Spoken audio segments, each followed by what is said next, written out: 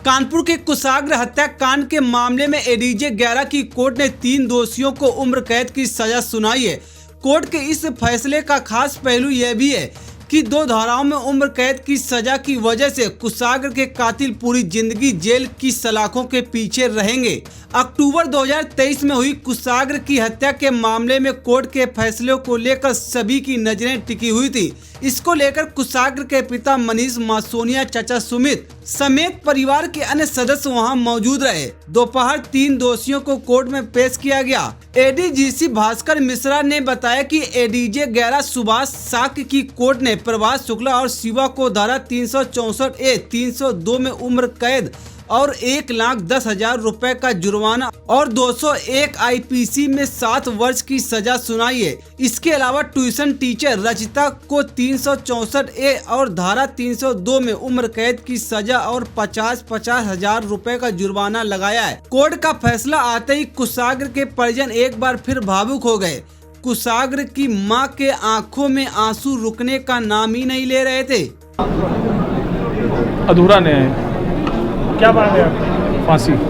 ये आपकी एक बड़ी लंबी यात्रा रही है, 2 साल में बहुत आपको दिक्कत आई होगी। अब आपको एक वर्ड में अगर कहा जाए तो आप क्या चाहते हैं? मैं चाहता हूँ कि ऐसा अपराध करने वालों को जैसा अपराध किया वैसी सज़ा मिलनी चाहिए। मैडम, आपका बेटा अब नहीं है दुनिया में, इस समय आपकी भावनाएं बहुत तेज़ी से बढ़ रही होंगी।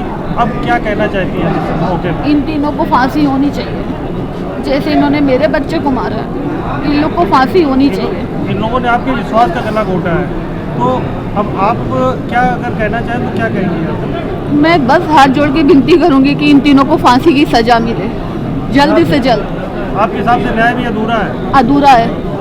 आगे आप क्या कदम उठाएंगे इसके आगे? जो कानूनी प्रोसीजर होगा हम अपने एडवोकेट समझ के आगे देखेंगे। का फैसला है, इसमें रचिता वत्स को आजीवन कारावास डबल और 1 लाख जुर्माना, अन्य अभियुक्त प्रभात शुक्ला और शिवा गुप्ता को आजीवन कारावास और 1,10,000 का जुर्माना किया गया है।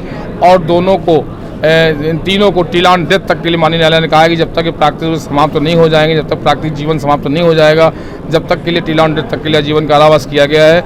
और ये एक सम्मानजनक फैसला है, उस सबको हम लोग स्वीकार करते हैं। लेकिन वादी पक्ष से संतुष्ट नहीं है। हम लोग जब निर्णय देख लेंगे, उसकी तकनीकियाँ देख लेंगे, बारीकियाँ देख लेंगे, न्यायालय ने कितनी पक्षों को हमें माना है, निर्णय मिलते हैं उसकी हम लोग समीक्षा करते हैं। एक कुटल कमेटी में हम लोग समीक्षा करते हैं। कुटल कमेटी में जब जो निर्णय माननीय न्यायालय के ऑर्डर के संबंध में लिया जाएगा, उस संबंध में हम लोग ये तय करेंगे और पूरा कुटल कमेटी को समझाने का प्रयास और वहाँ अपनी बात को रखा जाएगा कि साहब ये अपील योग्य केस है, माननीय उच्च न्यायालय में इसकी अपील की जा सकती है।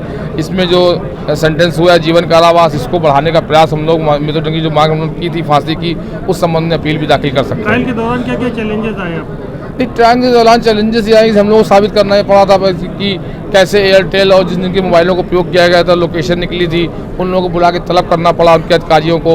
ये साबित करना पड़ा कि जो लोकेशन, कॉल डिटेल और वहाँ की मौखिक परिस्थितियाँ थीं वो उनके द्वारा ग्राह की गई थी। और सबसे महत्वपूर्ण गार्ड को सुरक्षित रखना पड़ा, जिसने अपनी आंखों से देखा था कि वो ला करके जो है उसने पत्र यहाँ डाला है, उसको सुरक्षित करने का भार भी अभियोजन पक्ष पे था, जिसको इन्वेस्टिगेशन विंग ने पूरी तरह निभाया, हमारे पुलिस प्रशासन ने निभाया। उसको सुरक्षित लाना, ले जाना, इन सब की बातों का भी ध्यान रखना पड़ा।